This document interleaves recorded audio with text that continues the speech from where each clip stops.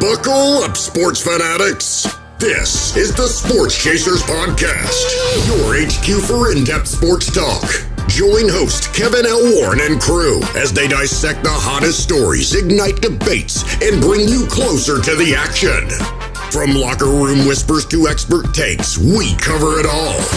It's game time, so strap in and grab a drink. The Sports Chasers Podcast starts right now. Good evening. What's up, everybody? What's going on, everybody? It's another edition of the Sports Chasers Podcast coming to you live and direct here on a Thursday night, August the 14th here, 2025. Appreciate to all those that's locking in with us tonight and joining us, man, here on this Thursday. Hey, before we get started, make sure you like, click, and subscribe to our channel. Make sure you hit the bell for all the wonderful notifications that you're going to get. And for those that are listening at the sound of our voice on the podcasting side, y'all give us that 1, 2, 3, 4, 5. 5-star review, 5-star review. Love us or hate us. Let us know how we are doing, as y'all so wonderfully do. We appreciate it. We appreciate it. I'm going to make an announcement at the end of the show. Let's meet the crew. DA, what's up, man? How are you? Too many of you Ds. I'm broke. How are you? You broke? No, I'm not broke. I got a little change in my pocket. I think I got a $20 bill in my pocket. But found 2 batteries in my pocket just now. That's it. Well, as long as they're positive. I don't. Shit. As long as they're positive. Yeah, I don't know. Dan, what's up, man? How are you today, man? Good evening. How's everybody doing? Good to see Dan back. Good to see you, brother. This is the doldrums of the sports world. I can't watch baseball. I just can't do it. Well, I'm struggling along. Hey, we're here. Baseball owner. That's part of the problem there, man. So sell the team, Bob. Sell the team.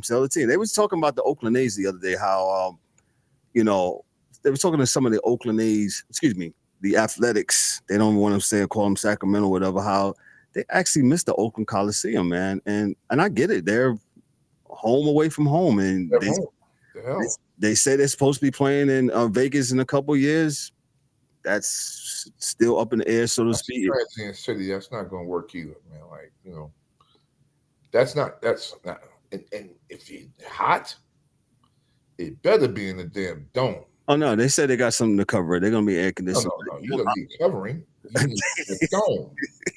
Why? Right? A covering is for it's you get the shade off you, but it's hot in the shade in Nevada. Right. Like people, it's hot in the shade. Like from my understanding, from what the renderings are saying, they're supposed to actually build a dome type of thing. It's supposed to be on the old site of the Tropicana hotel. So we'll see. Up the bodies, get them bodies up out of there. Well, we'll definitely see, man. But sell the team. Dan, I'm with you, man. And that lockout that's looming here in the next year and two, that might do it. And I think that's because of the have-nots and what did I say right? The have-nots or the have-souls or whatever. The people that got money and the organizations that money. I mean, me and D-Dubs talked about it on Monday, how the Braves, they were good at the break. They said, we're behind, man. We're good. We got all this real estate decision, right? Say it again? That's a financial decision to kind of screw their fans over down there, right? And kind of halfway do it. But I think as fans, at least, if you're telling me this is what you're going to do, okay. Like they may cut prices on the tickets of the games now because we don't really care. And it's fine, man. But it's a situation where you at least as a fan, I know my team is selling. They don't care. I don't have to really, because that's what we do as fans. We get vested in what's happening. Correct. If you don't care, then I don't care, right? Right. If you don't sweep up the front of your doorway in your house, then I'm not going to pull no broom out to sweep it up for you. That's your decision. Yep, definitely. You got to do your thing. And the fans, I would say lately, have been getting screwed with a lot of things. But you know what? We keep coming back or keep going to the stadium or keep watching. Let me tell you something, fellas. And we can't curse this early, but I told your brother, F the fans. Well, I like air conditioners. I got no time for fans. I'll take 8 air conditioners in my house. I don't want a fan. I just call on what you said. No time for fans. Ooh, man. Yeah, we used to be, our moniker used to be the defenders of the fans, and now we are the sports HQ for the people, because if those that know the criminal justice system, you have the guy, the public defender, got tired of defending the fans. Yeah, we got a job with a private company. I gotta pay rent, man. I can't. We can't keep on. Like the brother that used to be on what's that? Well, on one of the first 2 years, he's like, man, I'm out of here, man. Well, what? How much? Listen, I'm going. I got to go. He got a private gig. Yeah. What you want me to do? I got kids. Like. Oh man. Let me go to the news. And I just got this fresh off the press. And DA, you got to chill out because this is something we just talked about. And I said, let me just find it, and I found it. So let me go to it. Even a quarterback as transcendent as Joe Burrow can't win consistently without a balanced roster. This is from Yahoo Sports on yesterday. And I'll just go. I can't find the artist. The writer. I'll find him in a second. This says here the article cautions the Bengals' current roster strategy risks squandering Joe Burrow's prime years by failing to build sufficient team support.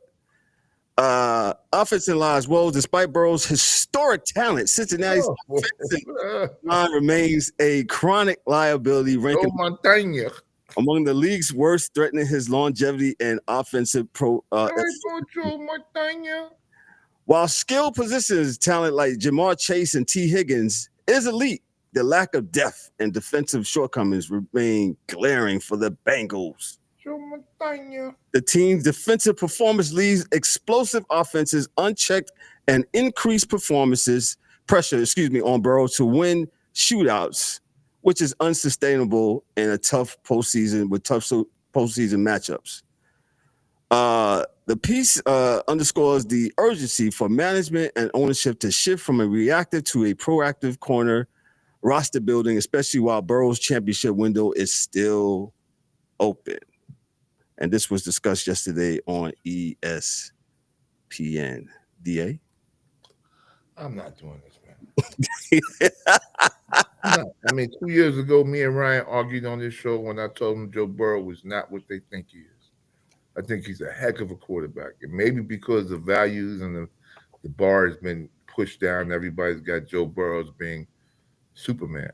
But I am not going to let this article and these people and everyone put this, the team isn't doing right for Joe to get him a team when he took the contract. Now, I'm not telling you not to take the money. It's a sticky wicket that I'm not in.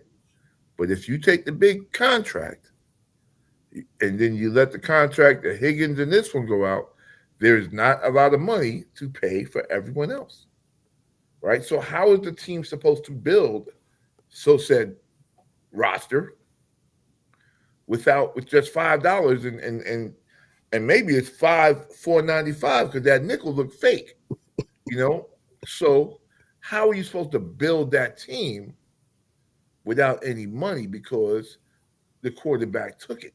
And I'm not saying he's wrong for taking it, but this is just the way of the world. I've said for years there needs to be a quarterback bucket for their money. Salary cap, yes. You've been saying that. Absolutely. Right? But until then, you can't blame the team has to deal with it from a business perspective, right? Because it's not Joe Burrow's job to mind their money. But as they say, being responsible,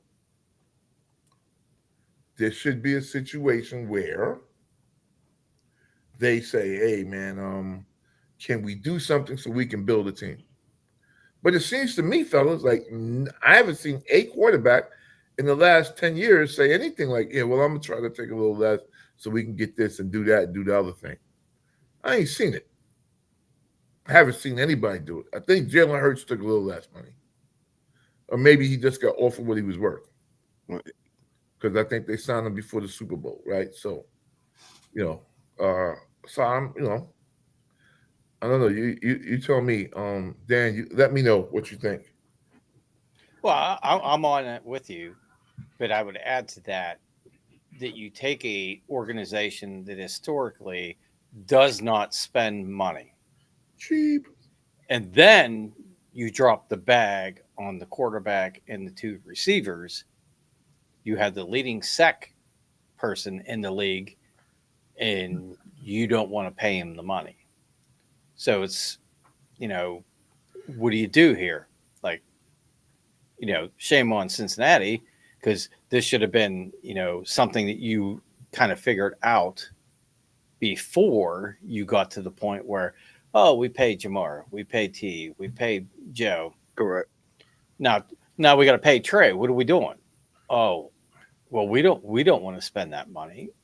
That's going to raise, our salary cap, money, and everybody knows it's coming though. Yeah, and that's the thing is like, the smart money man, if you were in Cincinnati, would have been to sign Hendrickson last year. Yeah. Before all this money got thrown around to the rushers. So now you're in a spot like in the NFL, anytime you wait to sign somebody, you're paying more. Yeah. So just bite the bullet, sign them, pay them, move on. And you don't end up in the situation where now you got a guy holding out, the same thing with Parsons in Dallas. Correct. It's, what are you doing? I don't know. And just it blows my mind that like in this day and age of football that my team, we will suffer through with the worst offense in the league, but we will pay everybody on the defensive side, because if you can stop teams, that's all that matters. Because generally, you can't outscore them. Not no more. So, and to your point, the reason I have no forgiveness is because there are some teams that do it right. I mean, it's not like it's impossible to do. Now, it may be a little bit of a what's that? Castor oil you may have to take down first to get there. But yeah, you can do it. You can do it. Look at all these teams now. Like, listen, man, I'm gonna sign my rookie quarterback, and let's keep it 100% real, guys. If, and I'll just use Kenny Gabriel, is what they think he is or what they would like him to be. They've got the best situation in all of football because they don't have to spend money on quarterbacks for the next 5 years. Because he's a third round, they really can't ask for much unless he wins the Super Bowl next year, this season. But still, he's under contract, so tough beans. They got money to spend for the next few years on other players. And Kevin, is that not the secret sauce that Seattle said back in the days? We ain't got to pay Russell. Nope. We don't have to pay him. We'll pay that defense, though. We'll do the Pittsburgh thing. We'll actually get our own defense and give them a name. And then we'll get Marshawn Lynch to run the ball. Don't know any offensive players other than that. Maybe a wide receiver to Doug Baldwin was pretty good. But the reality was they didn't have to pay nobody a whole bunch of money because they was building a team. Yes. Yeah. Well, hey, whatever. God bless them all. But like you said, these quarterbacks getting all this dough is hampering teams from being legit contenders. I mean, why on God's green earth is Lawrence making $50 million? Ego and stupidity. Well, Lawrence is stupidity. Yeah, like what has he done to deserve $50 million? Nothing. But the funniest thing about that, Dan, is that is impacting how everybody else. how they're going to even use this kid, whether wide receiver or DB, which he'd probably be a better DB, than a wide receiver. But they need all the help they can to justify the $8 billion they're paying Lawrence. Yeah, I see that lasting about 3 games. Is that even including playing what's his name on both sides of the field? Yeah, that's what I'm talking about. Yeah, that's what he's talking about. Like, he's going to get lit up. Yeah, they're going to put Travis on that more wide receiver because they need him to help out Trevor Lawrence. Well, they had the other wide receiver last year. He did pretty good. What's my man's name down there in Jacksonville? I can't think of his name, but he did pretty well. But I understand your point. Yeah, more than one though. Yeah, that they paid $50 million, man. You got to justify your existence, right? That's crazy that they paid him that kind of money. Ooh, boy, fellas. Let's. Really glad they're getting so much money, man, that they can just, throw money away, man. I remember a time when they couldn't throw it away like this. Nope. Had to earn it. Yeah. Had to earn it. Let me move on to the next story. Dan can help me out with this one. I know Dan probably saw this yesterday. A group led by billionaire Tom Dundon, owners of the NHL's Carolina Hurricanes, has reached a tentative agreement to acquire the Portland Trail Blazers, from Paul Allen's estate. Other version investors included Mark Zane, one co-president of Blue Owl Capital, and Shai Tile, co-CEO of Collected Global. Reports say the groups intend to keep the team in Portland. The Blazers have been up for sale following Paul Allen's passing in 2018. The estate selected Allen and Company and Hogan and Lovell to manage the sales process.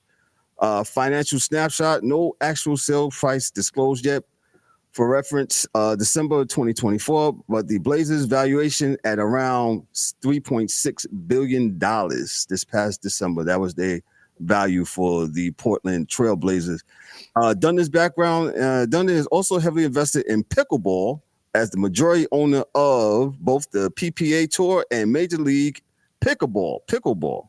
If approved, he is expected to serve as the Blazers' new governor under the NBA rules. The sale is tentative until requires NBA approval before it becomes official. I'll pass it along to Dan. Dan, you're the hockey dude. Your thoughts on Mr. Dundon buying the Blazers? I got nothing for you, brother. I don't pay attention to the NBA whatsoever. But Dundon, he came in, made some changes with Carolina, and look where they've been. Since they hired Brendan Moore, I don't think they've missed the playoffs. No. So, he's got an idea of, how it works and what he needs to put in place to make it work. Mm-hmm. And hopefully that transcends to, basketball as well, get the right people in the right positions, right coach, right players, front office and that kind of thing. And,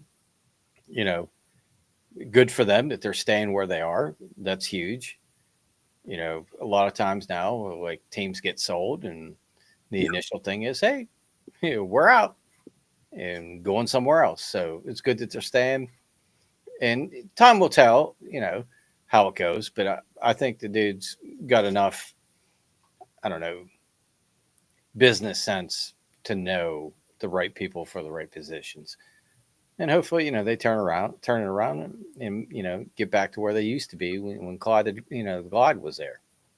Yeah, it's been a minute since Portland. I mean, they had some little spurs. They had Dane there. But it's been a minute since they've been there. DA, any thoughts on this before I move on? Oh, you got to be verbal, sir. I couldn't hear you, man. I was doing 2 things at once, sir. I appreciate you. Let me move on since you gave me because you might have to say no for the people. No, I'm sorry. When I'm saying not really, it's I'm with Dan. It looks like the owner at least has a vision and has an idea of how to put people in place and not do it all himself. But like Dan, whatever. It's August 15th, man. Time will tell. Yeah, whatever Portland does, good stuff. That's all.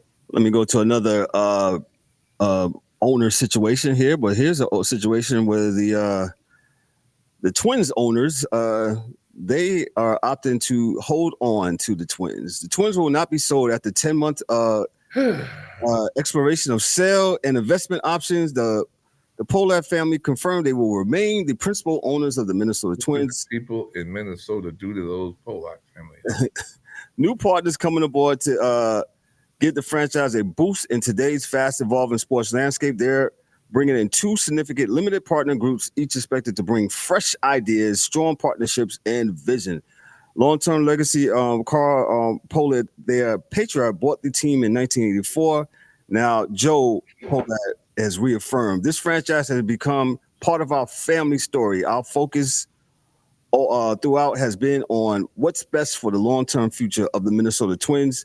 Fans' frustration acknowledged. Recent seasons have seen declining attendance projected to be the lowest at Target Field in 16 years. An aggressive roster trimming, which has fielded discontent amongst the fan base. There you go again. You just keep on just poking the fan. A renewed commitment. Making it a double-A team, but want MLB money at the door. So you didn't even say triple A, man. You said double A. The Pollard family emphasized their pledge to build a winning team, a culture for this region, something that resonates with both community roots and long-suffering fans. Give me a date.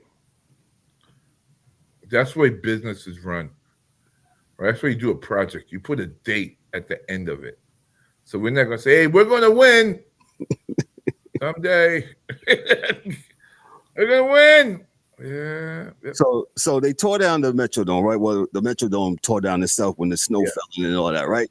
So they built the Twins. Well, the Vikings were playing outside at the University of Minnesota, and the Twins that they was able to play, and then until they built the new team, right? So you build a new place, build it, they will come. Well, they've been coming to this new place. They said, I've never been there. They said the place is beautiful with Target Field, and again, just like our Dan's team has a beautiful ballpark out there in Pittsburgh, man. But unfortunately, on the nice June summer night, man, you might only have 3,000 people out there because, as DA just alluded to, you got a double-A roster out there on the field, but you want MLB money. You want $8 for the pretzel, $16 for the Coors Light, $7 for the hot dog with no. Yeah, and $30 and $50 for parking. I got things to say about that, but I ain't gonna say it because you got we had the 23. I'm good. Yeah, so I just know like the Pirates got two superstars, right? And unfortunately, they're gonna waste both of them. Hold on, we all know Paul Skeens. Who's the other one? Well, the other kid in the outfield, he's not a superstar. He's pretty good. Let's say that. He's the one that's batting 200? Yeah, O'Neal. Yeah. Yeah. Nah. We got one star. Yeah, well, you're going to waste him. I already know that. He's getting traded. Don't worry. That's true. Boy. But this is the problem with those things, right? So you trade them. And I understand you trade them because that's good for him. You guys are going to get a freaking haul. Now. We're going to get a bunch of prospects who Yeah, will amount to jack shit like they always do. Well, look. Let's put it this way. How about a scout that knows what the jack shit can turn into? Maybe we do a little better. It has nothing to do with that. Case in point, I know that clown went on TV and said, "Hey, we're going to move some older ball players so that we can get these young kids in and get them playing time." Now, mind you, they kept Haney, who's older, yes, and traded Fulter, who was younger and playing better. In trade deadline. But why? Because why did they do that? Because he made more money. There you go. It has nothing to do with age. It doesn't have anything to do with performance. It has to do about the dollar. I remember that last year. Was it last year? Pittsburgh in a nutshell. The Pirates. You guys stopped on somebody's contract at the end of the year, so they wouldn't get paid. I remember that. Yes. They sat him so he wouldn't get a bonus, which is complete bullshit. And that's why I'm over this guy. I am totally done. spending any money on these clowns until that clown is gone. I'm done. Yeah. I sent out something to the group chat yesterday or the day before. Was it, Kev? Day before. Pie chart, so you guys can see, dog. They don't care. Oh no, they get their luxury tax money. They spend the least amount in the entire Major League Baseball, and they make a profit before a single person gets into the ballpark day one. Yep. But you know what's funny, and maybe it's not funny, maybe it's by design. The other major league owners, they don't holler at him for not spending the money. You know, the guys that are actually spending the money, like the Yankees and the Dodgers and the Mets and the Red Sox. Exactly. No, because it's all good. Because they're winning championships, and their people will pay the money to come to the for state. the tickets, for the parking, for the beer, the food, and everything else, because they put a winning team on the field. Right. There's a big difference. Like, look back to when, like, McCutchen was there prior to getting traded. Right. And they made the wild card. Yeah. That place was absolutely banana lands. Yeah. The fans love that team. But, you know, like I said, for 3 freaking years now, until they put a floor in and make teams spend a certain amount of money, they're not going to do it. Here. They're going to take their money and they're going to put a shit team on the field. Like, after all those trades and stuff were done, I think it was like the 7, 8, 9 batters were all under $150 batting average. Wow. Yeah. Sawinski, Triola, and who's the other clown? Davis, I think, the catcher. And I'm like, you know, if I'm Skeens, I'm like, I played here 2 years. You haven't done shit to make this team better. Trade me now. Yeah, and that's the wild thing, Dan. So I'm sorry, Kevin. I know you're about to jump in there, but no, you're good. Go ahead. That's something that we like. You know, well, okay. I know sometimes guys don't like player empowerment, but damn right. Like, we're not going to get to year 5. No, but we're not going to get to year 5 with you. That's a good reason to have power play, because you have somebody that's unwilling to do what? Make the team better. Yeah, I'm out. I'm chilling, yo. I'm like Strasburg. Oh, too many innings. I'm out of here. I'm going to sit down somewhere. My lower back strain, vertebrae hurt. I got down here on the screen. D-Dub said Jerry Jones told you. Oh, yeah, I told you. Yeah, Jerry said, listen, winning. You're idiot. What's my man from, what was that? Saturday Night Lights? What was that? With Richard Pryor and them? He said, winning. Every winning? I don't care about the winning. If I need to say something, I'll just say something, and y'all will come back and watch again. We're winning. I got my Super Bowls. That's the thing. Jerry has his Super Bowls. He's in the Hall of Fame. If that fool don't win another game ever, he don't care, because he's packing that spot out. And then he's going to sell the team. Right. And get his $12 billion and let somebody else care about winning. He's 2,000 years old, everyone.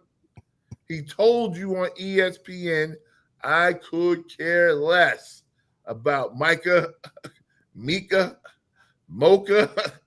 They all can play here or leave. Because Micah Parsons playing or not playing will not move the needle as far as a Super Bowl. Right. And my next thing, and I know with East Coast Gridiron, good thing nobody's okay, good. They're not in the right now. Listen, man, I do believe, though I am very, very cynical of what we see from coaches and scouts and everything else, but I do believe in the locker room and the facilities. And there are times, everyone, like I said, that these guys are not absolute idiots that run and own these teams. But you don't think no one ever thought that maybe during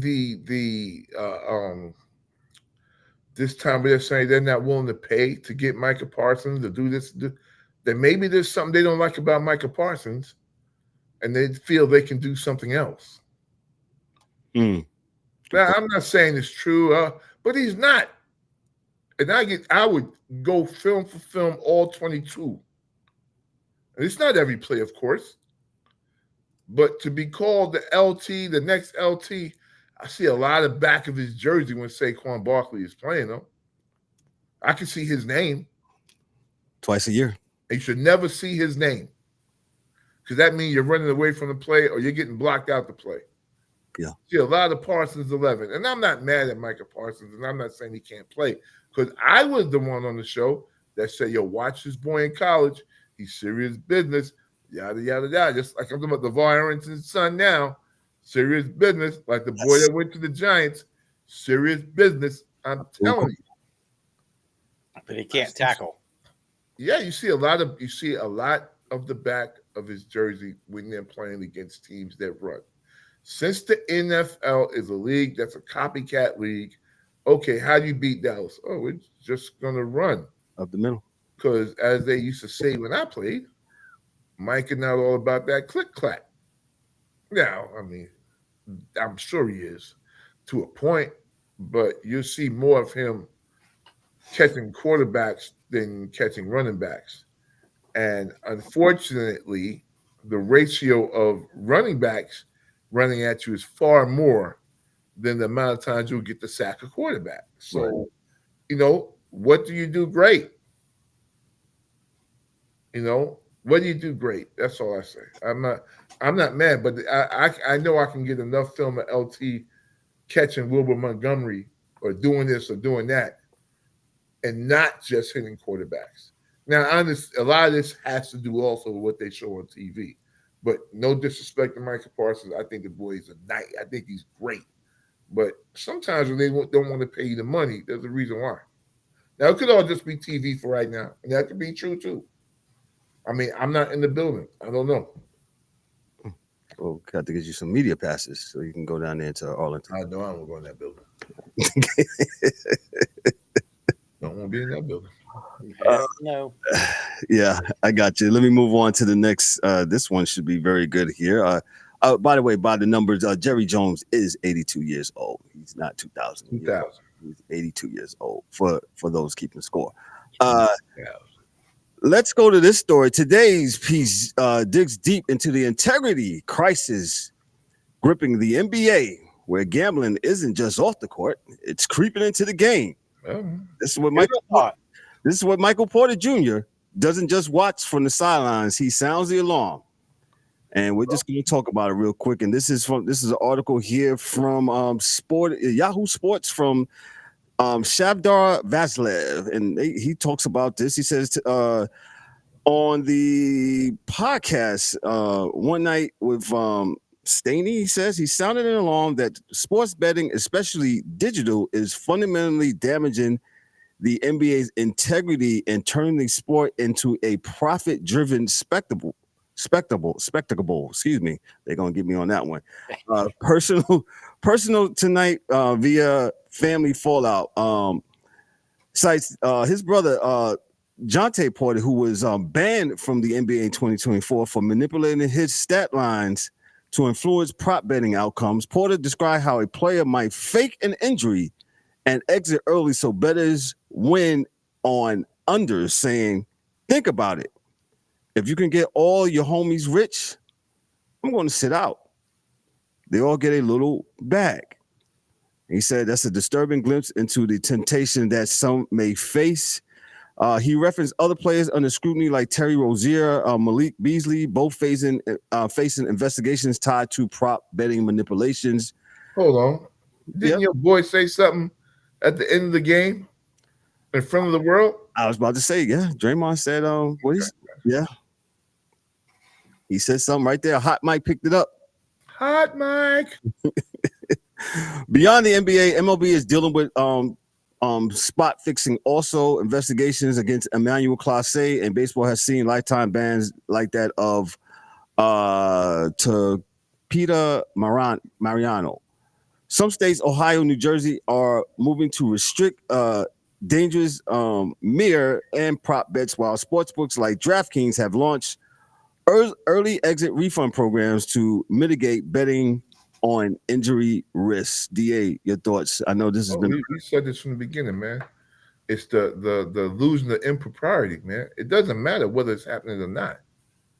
The fact that you got these commercials on with your sponsors regarding betting is going to mean what? You are in bed with the betting community, which means it can be moved one way or the other way. Oh, but you guys are a hypocrite. You have BetStamp as an advertiser. Yeah, we messed that up. Yeah, we padded our stats so people would win.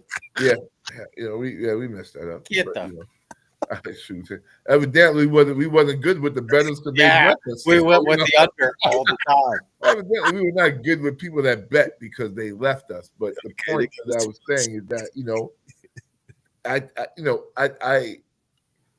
I live in a world where when I grew up, betting was illegal. So when I grew up, it was Jimmy, Dorian, go around the corner to Vinny and give him this money. He knows what it's for, because my uncle bet on something and lost, right? So now you're doing it with these online betting and people on TV are telling you about your parlays and that. The more people involved, the more corrupt it becomes.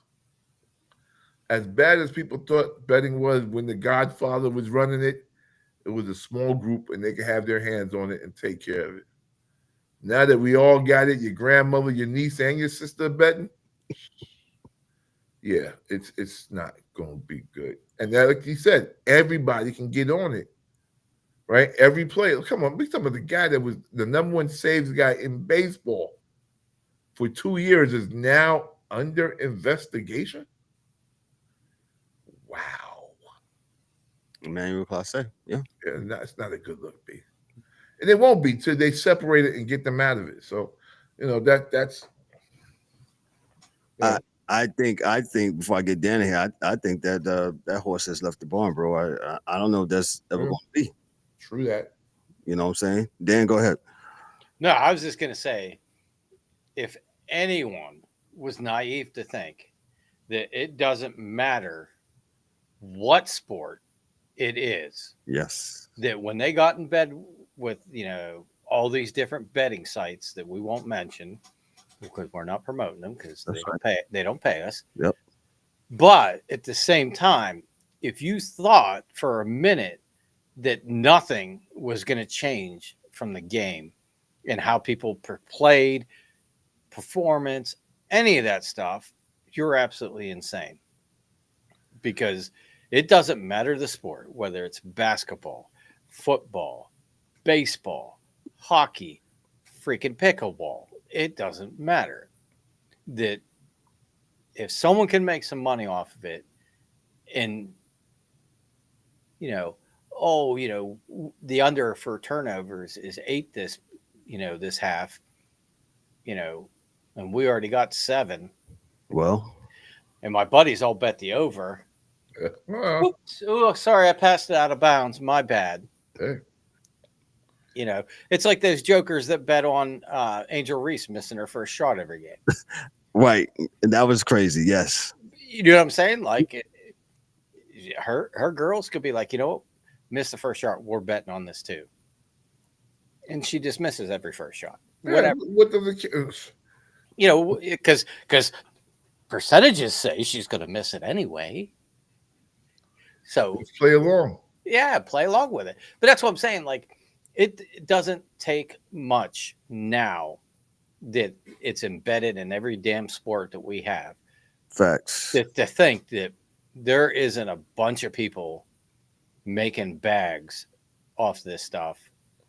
But Dan, people that are playing in whatever league. If an advertiser would like to give us money to advertise betting, I will do so. Hey, I'm down for that too. You can inbox us at info@sportschaserspodcast.net if you're listening. Yes. Well, Pickleballbet.com. We won't change the outcome. That's right. But we'll get you in the game. We'll get you to the game. There you go, Dan. I like that. Yeah, that's a commercial right there. That's right. So. Like I said, it's crazy though, y'all. It definitely is, man. And I say this all the time, man, but really being serious, yes, boy, it's good to be alive in this time to have at least seen what it was and what it is. And we may not know where it's going, but the reality is, man, if you're old enough, you can remember that year where they gave Tony Romo some sort of a fine or something because he was going to do a betting commercial. something.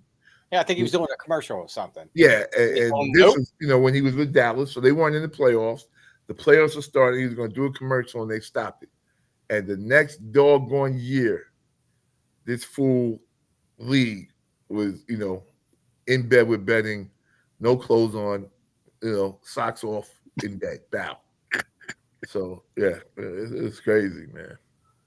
I going back to what you said, D. I like you said, I remember back in the days of, we lived in New York, and you had the little bet slips, and like you said, you give it to the runner, and you circle, the whole thing, and sometimes you came close. One time I hit for $100. I was like, oh yes, and guess what they kept doing? They kept wanting you to come back, and Vinny wanted you to come back. The runner said, hey, Vinny said, hey, I got some more for you guys. Hey, you know any friends that do it now? Run it back.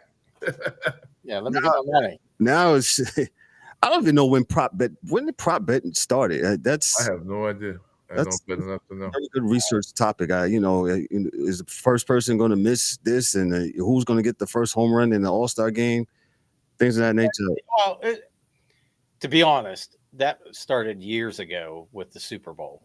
I can see that because it was always who's going to score the first points, like the team, or is it a kick, or is it a touchdown?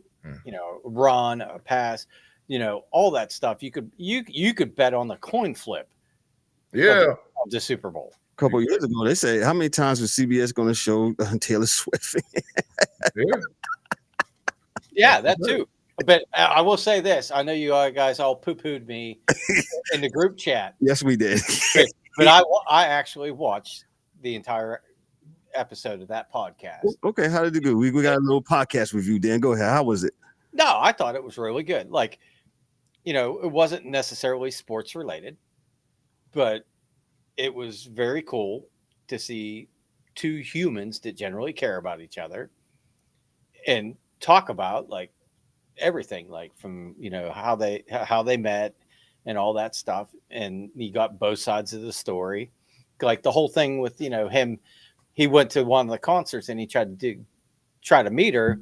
And of course, he didn't go through her team or anything. So they were all, who are you? Yeah, nope, not happening. And he got all butthurt that, that didn't occur. He couldn't meet her. And then that's when he was on the show and made it everybody's business to know how butthurt he was and shot a shot on their podcast about it. And, and you got her side of the story, what happened and, how things transpired and how they got to where they were. So like, to me, it was like, it was really cool. Like anybody knows me, I don't listen to that kind of music. Mine's metal and hard rock and all that kind of stuff. You don't listen to Shake It Off? No. No. But at the same time, you got kind of insight on her and her career and all that kind of thing, and how she finally got, like, because one of the big things was that she never owned her own music. She had the publishing rights, so she could say who could use it and whatever, and that was the loophole of how she got her music back, because she went and re-recorded every album she did up until that point. Wow! So now that it was hers, and the company that had the others, she was able to actually, get that back from them, through a purchase or whatever. But it was very insightful, very good.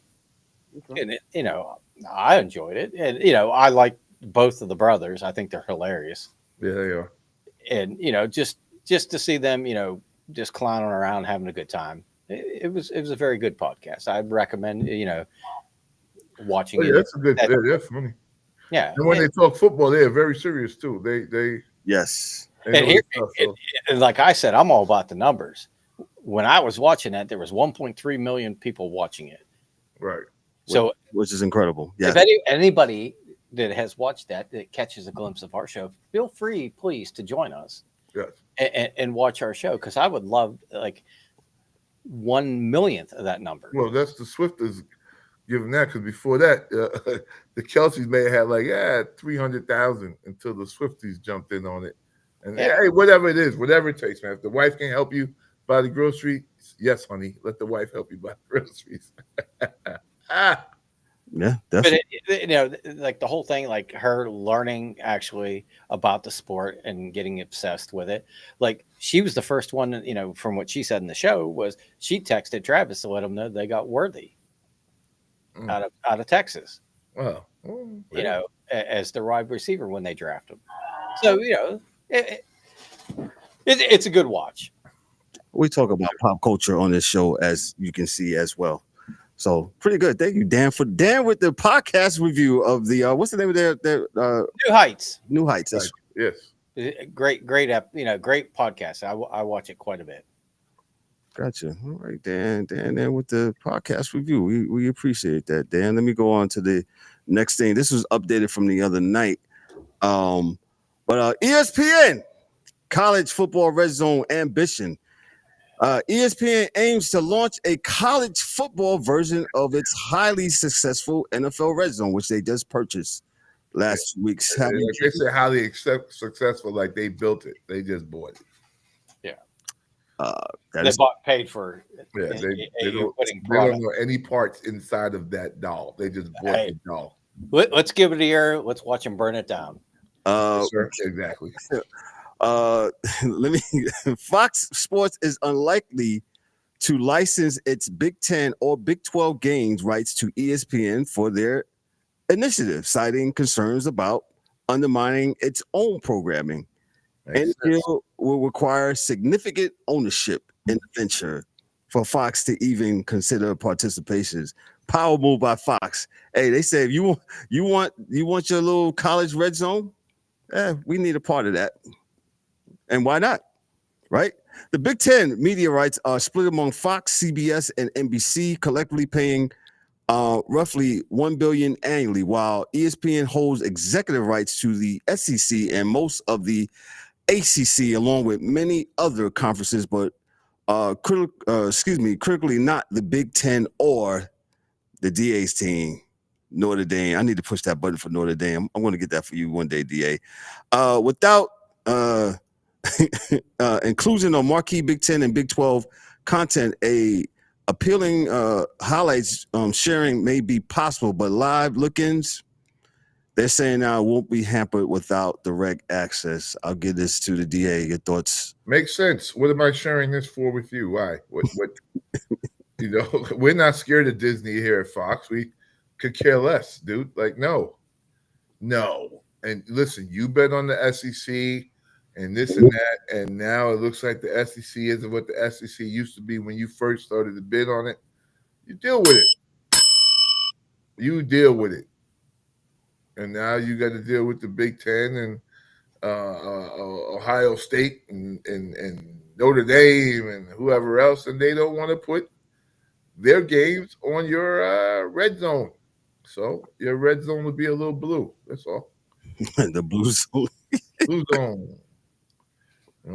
So that's all. I'm not. Who cares? Got it here. Dan, any thoughts on this? No. Okay. I'm good. Gotcha, man. So, and if I may say, Kev, real quick. Yeah, go ahead. It just goes to our maturity as a team. Because most other stations that are doing or shows or podcasts in this kind of doldrums or of the summer are saying stupid things. When we could just say, no, that's it. We're done. Nope. I take it back. I the only thing I have on this is the whole conglomerate of ESPN basically monopolizing sports as we see that. And, their I agree. woke agenda or whatever they're doing over there, it's like there's no other channel to turn to have any inkling of what's going on in the sports world, except like, you look at, like, for me, hockey, like they have the rights to hockey, but they don't care. They show like one game a week, And for me, it's like, I don't care like about all this other crap. You have the rights to hockey, show the hockey games. At least have 2 nights a week because they play at least 5 out of 7. There's games at least. So, put on games, even if it's on ESPN2. I don't care. But don't show like cornhole instead of showing a hockey game. Well, you paid for the rights for the hockey. So for me, that's kind of my thing is like, I try to stay away from that channel as much as possible. So when hockey season's in swing, I always go to TSN. I go to the Canadian version because that almost year round is the top category, always covered. So those of you listening at home, or on the, via the podcast or whatever, if you are into hockey and you want to know more about hockey, I would point you to tsn.ca, and they will give you all the information you need, even in the off season, even right now when times are slow, not a lot going on, but you will find out, some interesting nuggets, about your favorite team. And TSN, if you want to do business with us, info@SportsChasersPodcast.net. We're taking all inquiries when it comes to any kind of business relationships. We love you for that. Thank you so much. One last news item, and this just came out today, and I think this was very telling. Those out there in the audience in the panel, y'all gotta remember Tommy Hammock, the head coach from NIU from Northeastern Illinois, who beat Notre Dame. He came out. He talked about NIL and he talked about name, image, and likeness, and some of the things. So this is what he said today. He says it's a key quote, and this is from who's this from? This is from Sports Illustrated, from Mike Catlick. He says this, and he quotes Coach Hammock. Hammock says, "I didn't get one dime, but the lessons I learned were more valuable than any money. I would do it again for free." He expressed frustration with the wild, wild west nature of the transfer portal and NIL, where money too often outweighs personal and development priorities.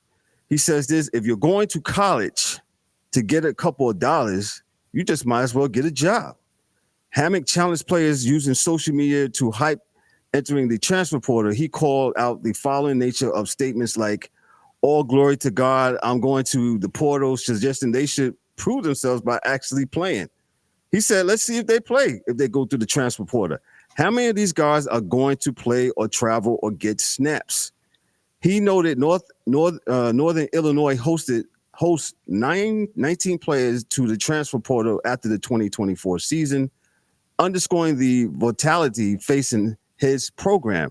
Hammock anchored his message in a long-term personal development. He urged current players to remember that college is almost becoming a grown-up and a building foundation for the next 40 to 50 years, not chasing short-term financial gains.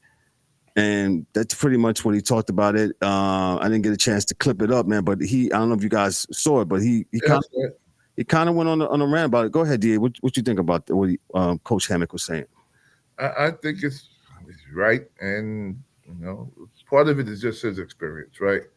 Everybody's college experience is different, right? And that's for sure.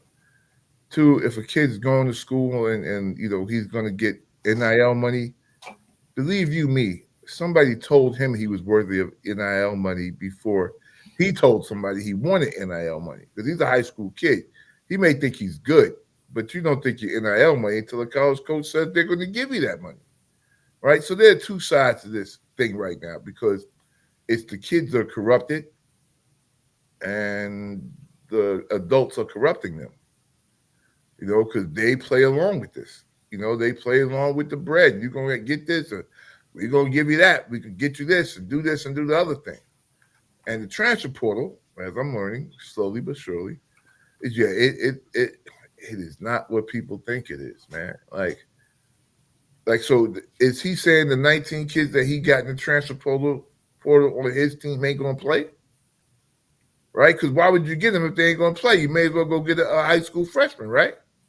So I'm not sure what guys are saying, and I'm not saying I'm against what he's saying, but what I'm saying is that the portal is also, again, it's like, and I know a lot of people are going to get mad at me for this, but the heck with it, man. I'm just going to say it. So, like, me and Kev talked about this. Like, so a lot of people say, hey, well, we got to stop people from coming into the country because of drugs. And too many people are using drugs. Well, you could also say, well, if we get the people here to stop using the drugs, they won't come into the country. So there's two sides. Like, the coaches are also putting this out to these kids and corrupting them. That's a good point. Because if you try to go into the portal and nobody wants you, you know what happens? You just sit there like an egg. But guess what? Lo and behold, that never happens. Right? You always find somewhere to land and play. Because no one is going to stand on business and say, well, look, you kids cannot just transfer every week. Every time you think about transferring, y'all got to da-da-da-da-da. If the coaches stood on their business and said, yeah, we're not going to let y'all do that, then maybe it wouldn't happen. But guess what don't happen? That. Because they're afraid they're going to lose them to somebody else. That's right. So the system, and Kevin, you said on the last story, I know we're getting out of here, but you said that horses left the barn, Kev. Oh, boy, a whole bunch of horses are just gone because we don't know what to do now. It's open, and I don't know how to stop it unless you do like I always say, cut the whole thing off, start it over again from scratch. Oh, but you're interfering with their rights to make. Yeah, and I know, Wow. and it's wrong. No, and I would be wrong because they do have rights. And once you start paying someone, you can't say I'm not paying you. Well, yeah. Like that you can't do. So the point is like, okay, what do we do? And it's the adults' fault for not putting any rules around this. It's their fault because they could have this could have been boom. If they went with, okay, look, we're going to pay you kids this much. If you're starting, you get this much. Da-da-da. Now, if you get a commercial on your own, that's your money. Whatever it is you're going to do, you're going to do. But the fact that you didn't, yeah, it's no good. Yeah. You know? Got you. Dan, do you have anything on this before I move on to NFL camps? Just real quick. Like my thing with this whole portal thing, and I know I'm like a broken record, but here's the deal with this. So, the NBA came up with you have to play 1 year in college before you can go pro, correct? Yeah. Okay. So said person goes to the pros after 1 year, doesn't get their degree. It is no different than a guy that plays 7 years in college and switches every single year to the portal because he's not getting his degree. Right. He's just getting the money, playing XYZ sport, and then when he graduates or when he has no eligibility left, goes to said sport and tries to see if they get drafted. And I think that's kind of like the whole. I'm with you, DA. Like this needs to be like, all right, what we got right now sucks. Yes, these kids deserve to get paid, but there has to be structure to it, right? So, like I've said all along, my thing is you should be able to transfer once. I agree with that. Yes. Now, if your coach leaves, Then you get that one. then you can leave again. Now, chances of a coach leaving a program that you go to every year is probably not that high because a lot of these coaches stay put where they're at unless they're really bad and they get fired. So for me, I think that needs to be some sort of structure where you get a freebie. And then if your coach leaves that recruited you, XYZ, then fine, you can go again. But other than that, that's it. Yeah, And head coach, not assistants. Yeah, head coach. Even though the assistants are the ones that recruit you, it still has to be tied to one guy. Yes. Agreed. And because what's happening is players are going somewhere, finding out, you know what, this dude's way better than me. I'm not going to play. Instead of waiting the year for them to graduate, and then you get your shot and you get that whole year to prepare to be the starter next year, you just pack your bags and poop, portal, go on here. Like, look at that crap that happened with the Tennessee quarterback. Mm-hmm. He didn't get the bag he wanted, and they were like, nope, sorry, we're not going to do that. So he hopped in the portal. He ends up at USC, UCLA, one of those out west. And what that kid do? He's like, well, he's coming to take my spot. He hops in the hurdle. I can't even talk. Portal. And boom, he's in Tennessee, I think. So it's just like, he ain't gonna start though. Yeah, but it's absolute craziness. They need to get paid, but there needs to be commitment when you get paid. Like the school really just needs to say, here's the NIL deal that we're going to give you. We're going to give you $3 million a year, but you have to play here the next 3 years. Yeah. Now, if the coach gets fired or quits or transfers, we'll let you opt out. But other than that, you're here for 3 years. That's right. I think that's fair and equitable. But somebody and that I think is fair for all parties involved. Make yourself comfortable. The kid still gets his money. The school still gets their player. And there we go. Now, whether you play or not, that would on you. That's the thing for me is if you're not the starter, then work your ass off and become the starter. Just don't quit and go somewhere else because it's easier. Yeah, that's the thing that aggravates the shit out of me is you got players that know they're not going to start, so they go in the portal so they can go somewhere else to play at a lesser talented team per se at that position so that you get your playing time. Or work for it. Yeah, you just said it right there. Just work for it. And that's what Coach Hammock was kind of alluding to. He was like, hey, how many of these players that transferred to 19 that he talked about are starting? No, you just putting a Band-Aid on the problem and not the problem per se, but like you said, just work for it and grit it out and gut it out. But I understand it, but I try not to. It's a great argument that I agree with, to be quite honest with you. Yeah. But I'm reticent to jump all the way on it because everybody's situation is different, man. I get that. But at the end of the day, look at it. You get recruited somewhere and the coach tells you you're going to start or tells you you're going to do something or play a position or you're going to do this or you're going to do that, right? And then you get there and they move your position or they do this or they do the other thing. Now, you can switch and move the position with them. Paying you that's your one time to go, right? And they're still paying you that NIL money. Yeah, well, like I said, I think there should be more tied to the NIL money than, hey, we're just going to give you this money. Like, I think there needs to be a contract. I think there has to be, okay, look, you're coming here to play DB, blah, blah, blah, blah, blah, blah. Okay, oh, no, you're coming here to be an athlete. We can switch you around, whatever you want, and maybe you get paid more money when you do that, Whatever it is, there's a way to do this, man. Like, where we're at right now is absolutely stupid, man. It's just dumb.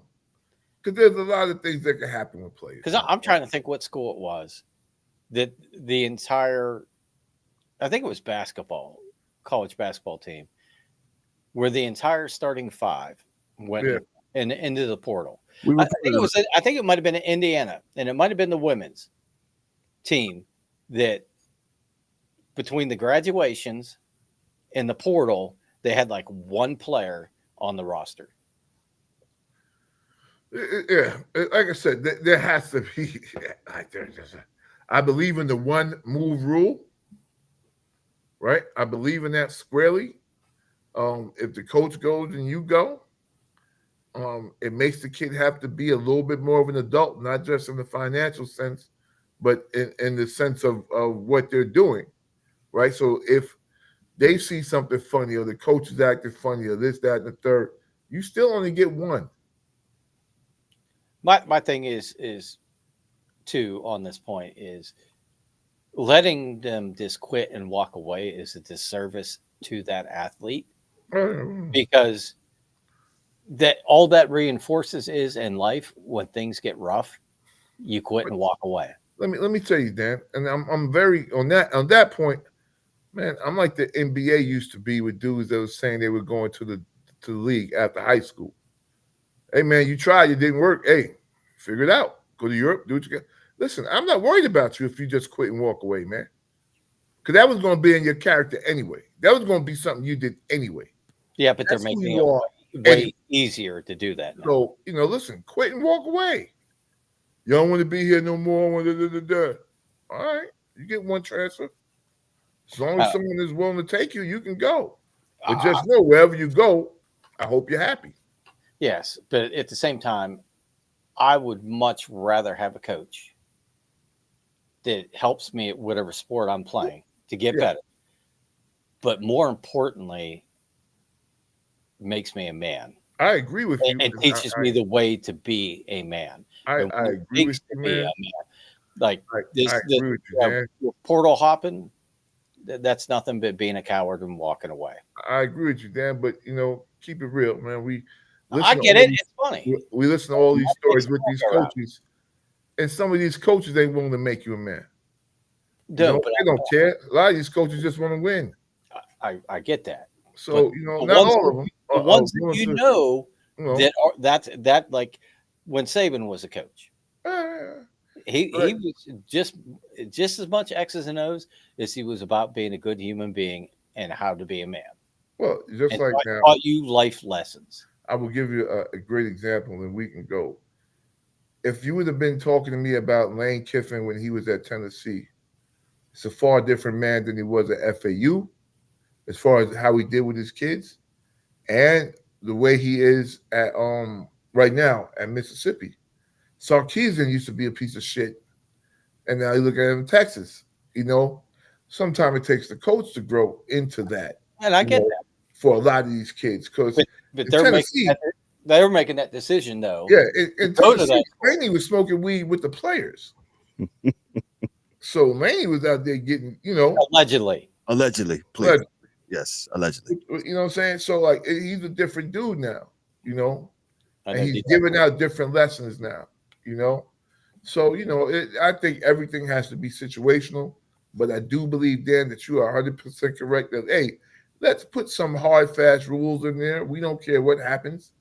A Holocaust happens, a nuclear bomb. You get one transfer, and you get one more if your coach transfers, if your coach leaves. That is all. And that's if your coach leaves. If your coach gets fired, you got to stick that joint out, man. Well, I kind of get it, though, because that was the dude that brought you in. Yeah, so, I know. But, and they had no say other than their performance on the field. Yes. As to why they got let go. Which means your performance on the field as a player is why. Yes, that's what I'm saying. So I get that. But I would say I would not to handcuff players. If they're fired or transferred, you get two. If that happens, you get the original one, and then if that happens, you get a second. Other than that, we're done. Firing. We may have to ask East Coast Gridiron what they think about that, but I think the firing, you got to stay. That's on you, homie. Yeah, but you may be, a wide receiver that's good in the pass game, and the coach they bring in wants to run the wishbone. Got you. You're right. You're right. Think about Oklahoma for the longest time. They ran the wishbone. And now you're a receiver that's never going to see the football. Yeah. Because the coach, got fired. I get that. That's why. That's kind of why I lean. Yeah, you're right. You get two. I see where you're at on that one. So, that was a very good thing that we talked about there. Good discussion, and we love good discussions when it comes to the business side of sports, man. I think that's one of our really good I'll say our good adages here on this show. Let me go to as I has this scrolling. Football is coming back. As you see, we just talked about the NIL for college football, and I can't wait for DA's segment.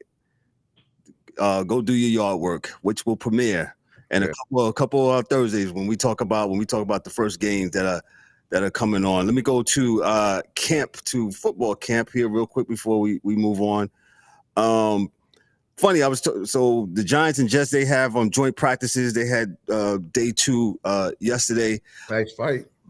Funny story about that. So D-Dub tells me the other day, we was on Monday night. We was on Monday night talking and saying how the Jets and Giants got a joint practice and how things are, going to be in a controlled environment. You want that, you get your reps in, because we was talking about the whole Caleb Williams thing and why D-Dub couldn't understand why Caleb Williams wasn't playing in the game, and how the new coach for the Bears was saying, hey, we're doing like a controlled environment.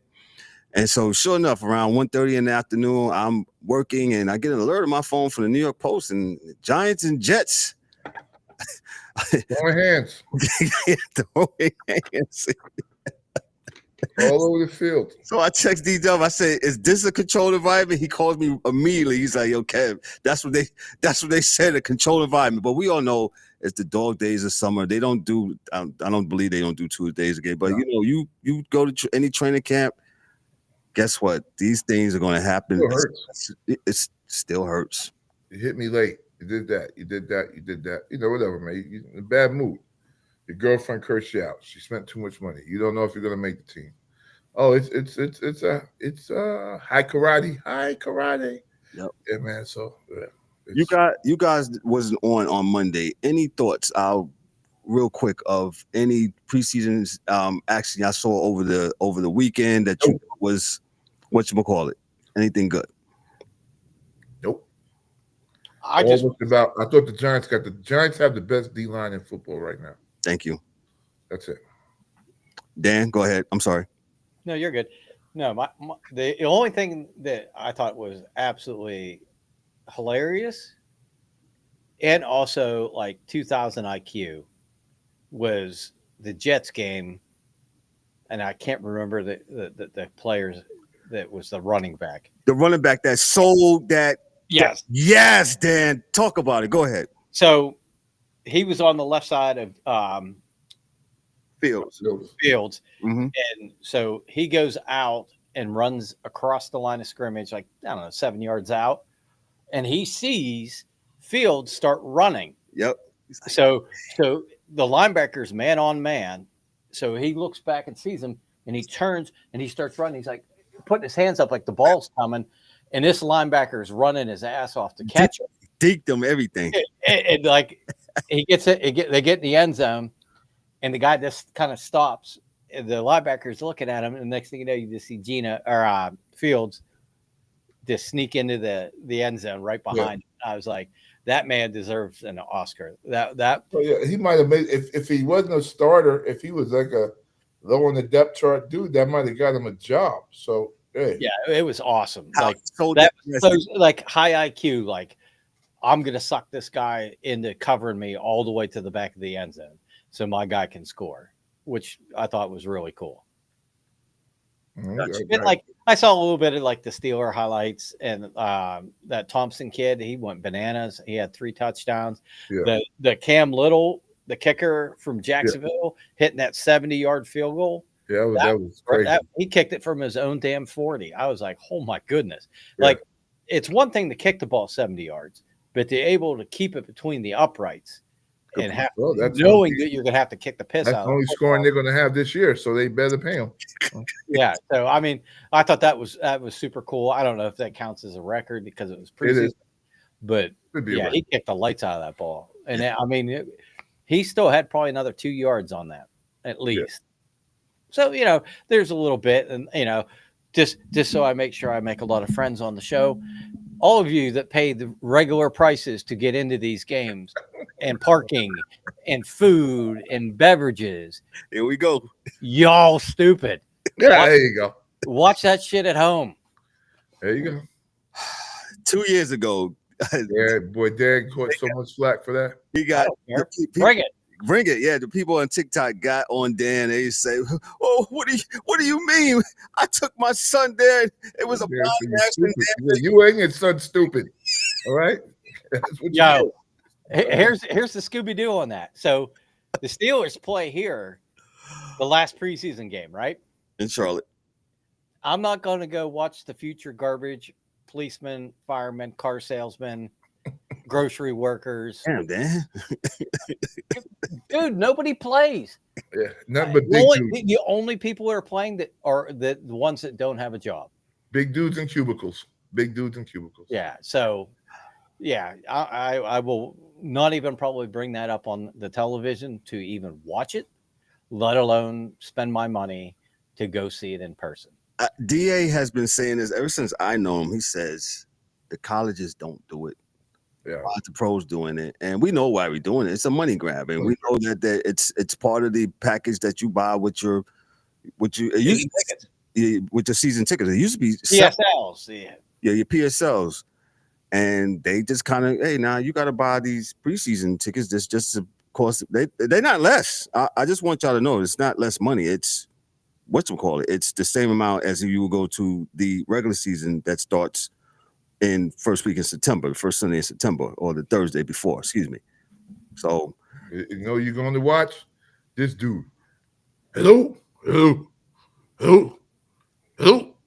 Big dude break his earphones every time he grab them. Oh, boy, you need another pair of headphones because they just too diesel to do anything. And the next year they going back to camp. the only good thing is I think eventually they're going to get to like an 18-game season.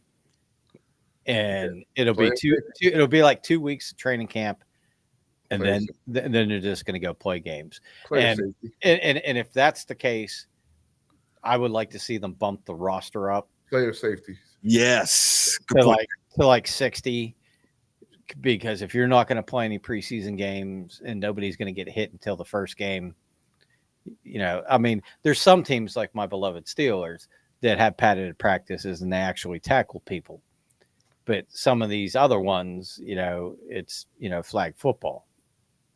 So I like to see them bump it up just in the event that if there is injuries that you already have guys, or you bump up the practice squad, so that you have enough players if something happens that you're just not, searching for somebody, trying to figure out where they went after training camp, what city are they living in, where they working now, or whatever the case may be. So, but we'll just try to struggle through the next 2 weeks of this and get on to the actual real football. Yep. Let me just read this note. D-Dubs, who's in the comments, he's not with us tonight. D-Dubs said, Paramount, Peacock, Netflix, and Prime, get ready, because that's how much you're going to pay. And I just pulled something up. It says here, to watch the entire NFL season, it will likely cost you between $600 and over $1,500 this year. Whatever. Depending on your location and how many games you want to watch. Cost includes subscriptions to broadcast networks like CBS, Fox, NBC, via streaming services like YouTube TV, and exclusive games on services like Amazon Prime Video, Peacock, ESPN Plus, NFL Plus. I didn't even know that. Oh, yeah, that's right. They did. And Netflix. Whatever. The most expensive option is purchasing the NFL Sunday ticket. So, can I rant on that real quick? Go ahead. The Sunday ticket. This is the biggest crock of shit ever. So, if you're a loyal customer and you buy that every single year, do they give you a discount? Oh, no. Hell no.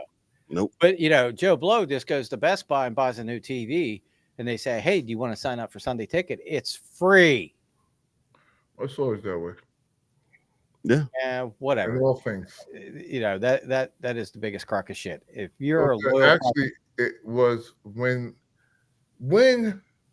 the Sunday ticket was like when it first started, and I first got it years and years ago. I would think, golly, gee. With DirecTV in the 90s. This had to be in the 90s, man. Mid-90s, yeah, in early 2000s. Right. So even then, it was essentially, if you thought about it, it was a waste of time because you could never see every game. That's why the red zone is.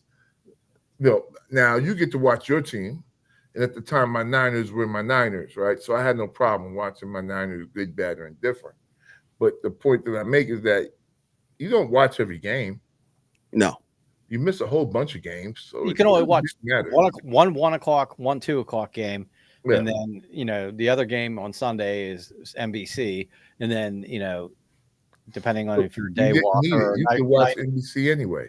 Yeah. Right? You didn't need it because you could watch NBC anyway. Yeah. But that's what I'm saying. Like, you could only really watch 4 games. Yeah.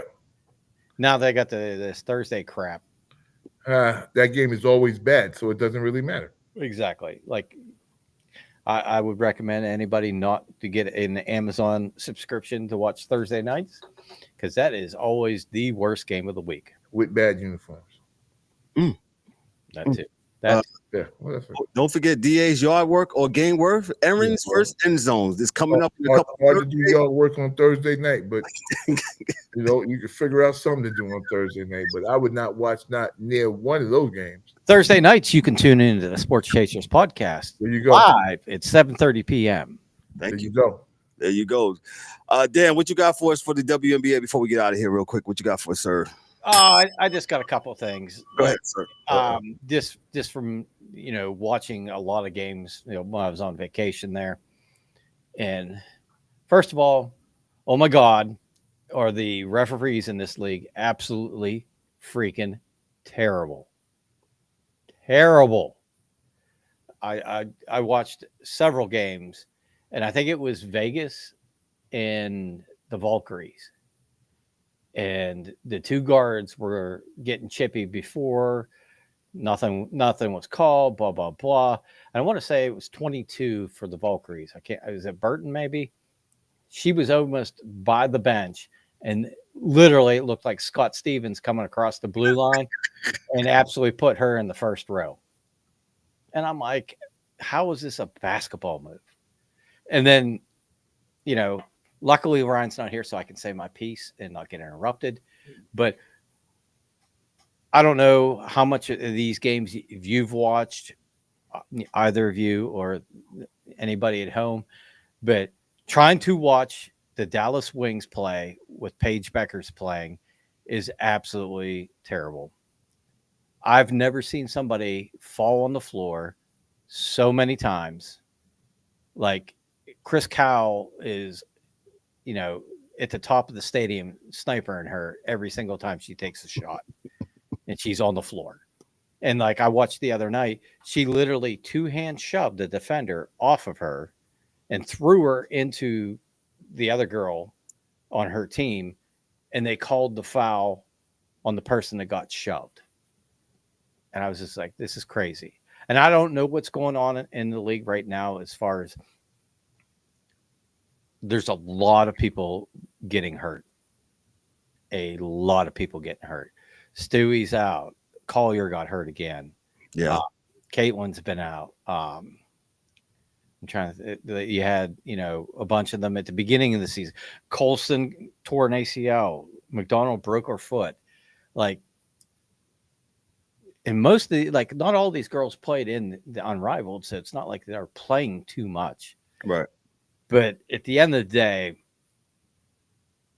I'm against expanding the teams, maybe one team to get in an even number, but then you need to put that shit on hold, and you need to fill out the rosters more than 12. I would say that they would need, at least 3 more, 15, because it is crazy. Like the other night, the Fever played. They only had, I think, 9 people. Didn't they sign that the young lady to the roster? What's her name? Sims. Yeah. Odyssey Sims signed. And Dallas game was her first game. But then the other game I watched was Chicago. And they've had a ton of injuries. And then I don't know what happened. They got in a scuffle underneath the hoop, and the Chicago player pulled the Connecticut Suns jersey, I think Hartley's jersey, and drug her kind of down to the ground, and they got into it. And then Atkins from Chicago came in and got in the mix, and they ended up throwing Atkins and the other girl for Chicago out, and then they threw Hartley out for Connecticut. And Chicago, they got a bunch of injuries too, and I think they only had 3 people on the bench. So it's look, teams can't be. The rosters have to be bigger. Yeah, you can't go into a game with only 4 subs. Yeah, and they have to have somewhere, I guess, a league, Kev, or somewhere where they could pull players when they do have injuries, I guess. Well, that's the crazy thing. So when they lost Bonner, the Fever signed Bibby. She's from Australia. She was playing in China, and literally her bag was already packed because she was traveling, and she had to come all the way from China to come back to the W. So it's like it's not like these players are in the United States completely. A lot of them are playing overseas when they get these calls to come back. So like and here's the way I look at it too. So you have 12 now that you can have. Make it 15. And those 3 can practice and do everything other than play in the game unless there's injuries. And then if there's injuries, instead of having to go sign somebody on a hardship contract, you just deactivate the one that's hurt and activate one of the players off your, say, practice squad, if that's what you want to call it. That way they have enough players that are familiar with the system. You're not throwing a team into the fire with somebody that has no idea. Like Sims hadn't played for them. I was about to say, I watched a little bit of that game the other night, and it looks like she was gassed. That's one. And she hasn't played with these guys, man. I think she played like 14. She played some heavy minutes. If I'm not mistaken. They're not familiar with each other, so the rhythm's off or whatever, where you could get them into practice and just let them practice with the team. And then, they're in street clothes sitting at the end of the bench if everybody's healthy. Or if you need them, you put them in uniform. It just makes no sense to me, like the way this league is run. And just it makes it like this year it's been really just hard to watch with how bad the refereeing's been. And like that kind of stuff where you got teams that don't really have enough players to play, and be, yeah, they have, 4 subs, but it's like, all right, but if somebody gets foul trouble, somebody gets kicked out, then you got to play somebody, 20 minutes, 25 minutes that wouldn't see more than 5. So I don't know. There's a lot that they could do to increase the product on the court, and it wouldn't be that big of a deal. I think. Real quick thing. What do you think? I mean, I don't know how much they're paying the refs. I'll have to look it up. What do you think is the issue with the referees? Obviously it's a quality issue thing, right? I think it's inconsistency, like between groups. So like you get where Mayberry shoved down Caitlin and really didn't get anything out of it. But then, a different crew, a different game, different teams, same thing happens. They throw that girl out. Right. So it's like, and it wasn't even as egregious as to what happened prior. So to me, it's like, one, you need to train them. Pretty simple. They're not putting the money into the development system for female referees. Well, it's because the female referees that are in the system for the NBA are going to the NBA because the salary for refereeing in the NBA is $200,000-$300,000. The salary for refereeing in the WNBA is not. Yeah. So the women that are in the NBA system, that are referees, they're going to the NBA.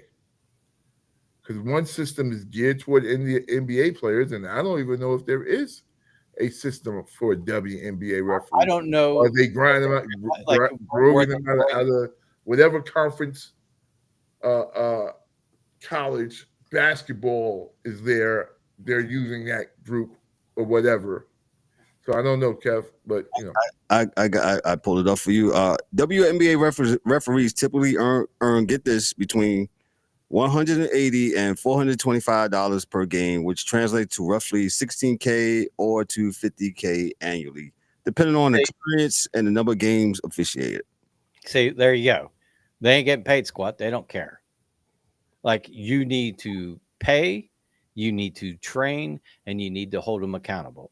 If you truly want this league to have the spotlight, to have the fans, to have the sponsors, to rake in the money, then you need to invest in every single part of this venture, including your referees. Because if you're not paying people and they don't give a shit, like, think of it this way. If that person's making $100,000 a year to ref the WNBA, are they going to take it more serious than if they're making $16K?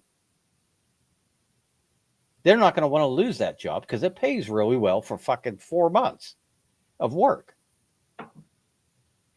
That's the thing is, like I said, you got to pay, you got to train, and you got to hold them accountable.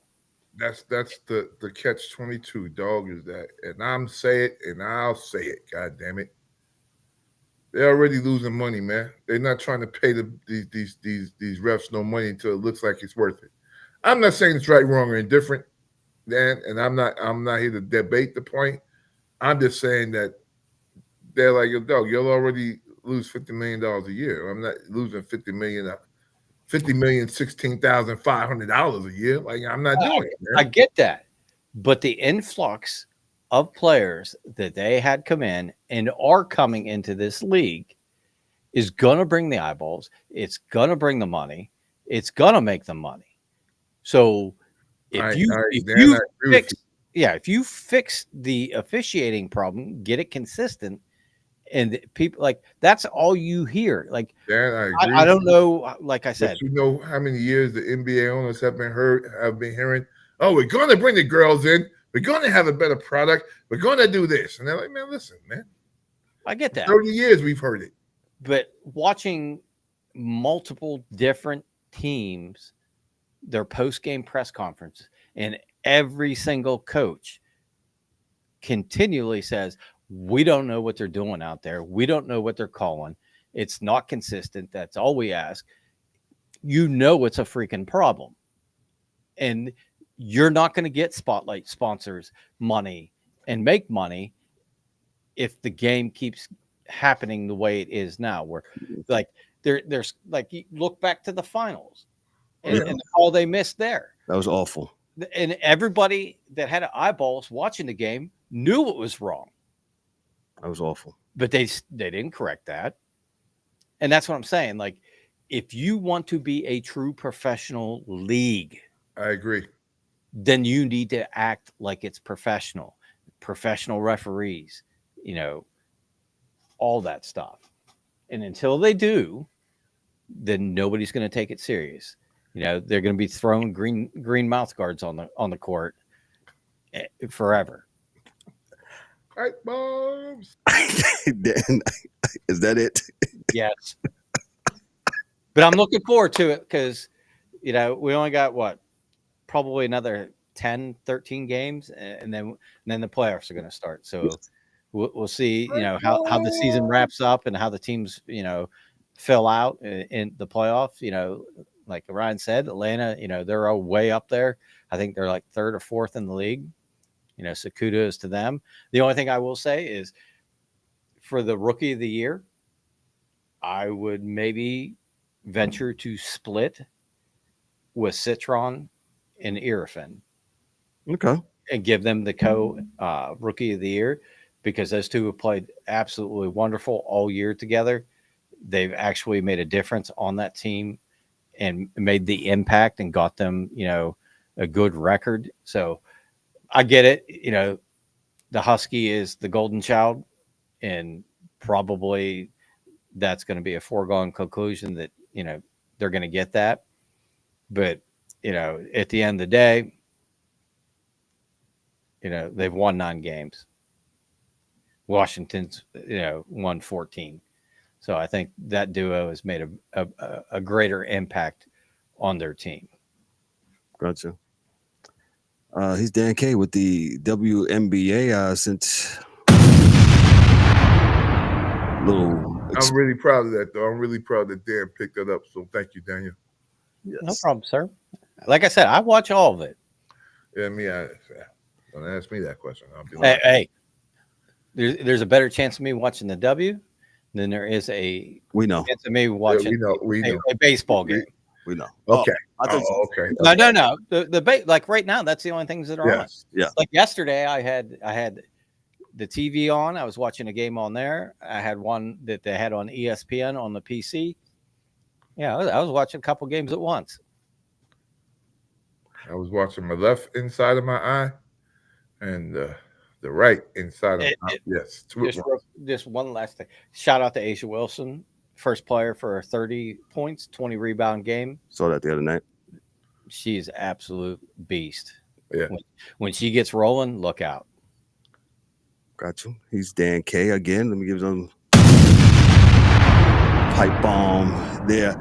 Pardon shots. I'll give it to the DA. What you got for us, sir? Everybody be cool, man. Thank you. God bless everyone.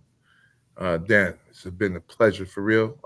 This has been awesome. To Mike, The Mets are on. James, D-Dub, my brother Ryan. Can't wait till we get all of us on here again and we can talk all that crap like we do. All right? God bless you. Got you. D-Dub said the Mets are on. Yeah, we'll get to baseball. We actually have a baseball special here this weekend. Dan, what you got for us before we get out of here? I know, man. It's been a great day. I went and put gas in the car, and as I was leaving the gas station, I saw a gentleman in another Jeep, and he had a New York Rangers tire cover on the back. So I was able to drive past the McDonald's drive-thru and yell out the window, "Rangers suck!" There you go. So I started the day off good. It was good to, get on the pod and, banter back and forth about sports. Mikey, D-Dub, Eric, Ryan, we missed you guys. We'll see you the next time I'm on, hopefully. But yeah, it was a good night. Everybody be safe. Take care. Got you. We won't not be on next week, but we have hot content dropping for you. So there'll be content on Monday. There'll be content on Thursday, but we will not actually be live. And we don't do reruns on this show. So it's fresh stuff. Y'all check it out. Watch out for the thumbnails come up. I want to personally thank each and everybody. Let me just go back to this. Last month or last week, I want to say July 23rd. We put something out on social media, but I want to thank each of one of you, a million people that holler at us and view this on YouTube. Let's give us a round of applause and you guys a round of applause. 1 million people. 1 million plus people have watched us on YouTube, whether it's a short or one of these long forms. We thank you. We appreciate you. Thank you so much. We really do.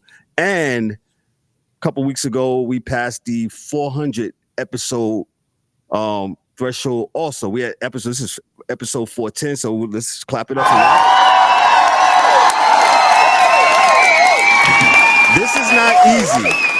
This is not easy. Coming up here, all the production that goes with the guys with their knowledge and we're working regular jobs, man. We love what we do. We love to give y'all some fresh content and make you laugh, make you happy. Sometimes we argue and stuff like that, but that's just what the nature of the business is. Nobody's mad at each other. As DA always said, nobody's hating nobody. It's just really good sports banter, and that's what it's all about, man. That's how I grew up watching sports, man. But, it's just what it is. But anyway, I appreciate each and every one of you. So listen, we're going to get on out of here because I got to go. On behalf of myself, I'm Kevin Owen on for the absence of Ryan, Dan is here, excuse me, for Eric. Because I've been saying that. It's been a minute. You've been saying that a lot.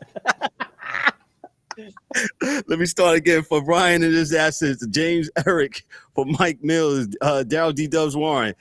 I said Ryan already. Hey, for DA and for Dan, I'm Kevin Owen, your host and moderator for the Sports Chasers Podcast. Hey, look for us next Monday, the August 25th. We come back live with East Coast Gridiron with a fire NFL football show to start off the football season, man. Don't miss it. 7:00 p.m.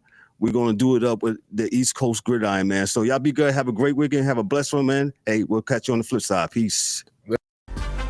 That's a wrap for today's episode of the Sports Chasers Podcast. Don't forget to subscribe on YouTube and your favorite podcast platforms and connect with us on all social media channels for exclusive content and updates.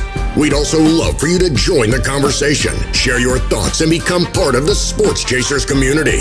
And remember to tune in next time for some more real sports talk. Until then, stay frosty.